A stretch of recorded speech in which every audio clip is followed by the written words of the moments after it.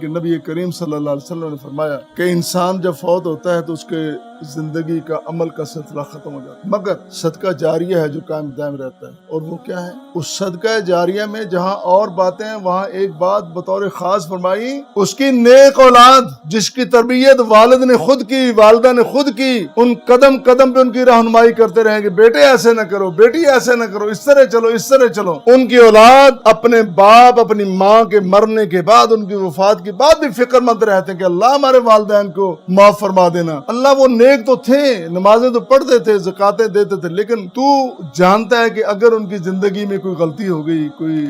علیحدگی میں، تنہائی میں، خلوت میں کوئی غلطی کر بیٹھے تو اللہ تو معاف کرنے والا ہے، ان کو معاف فرما دے۔ اللہ جس طرح انہوں نے ہماری پرورش کی ہے، اللہ تو ہمارے والدین کی بھی اسی طرح ان پہ کرم فرما دے، ان کو ممتاز فرما دے، ان کے علیین میں درجات بلند فرما دے۔ تو اولاد بھی اچھی جو ہے اپنے والدین کے بعد، مرنے کے بعد بھی اچھا سوچتی ہے، زندگی میں تو اچھا سوچتی ہے۔ قرآن کی تربیت تو یہ ہے، لیکن پھر بھی بحیثیت انسان اگر اولاد کے دل میں کوئی ایسی بات آ گئی، رجوع اللہ کرے، حدیث نبوی کی طرف لوٹ کے آئے، آپ کے ارشاد سے، آپ کے فرمان سے سبق حاصل کرے، روشنی حاصل کرے، اور اپنے آپ کو پھر اسی درجے پہ لے جائے جو فرما برداری کا، اطاعت گزاری کا درجہ ہے، اور اپنے والدین کے بارے میں بہتر سوچے۔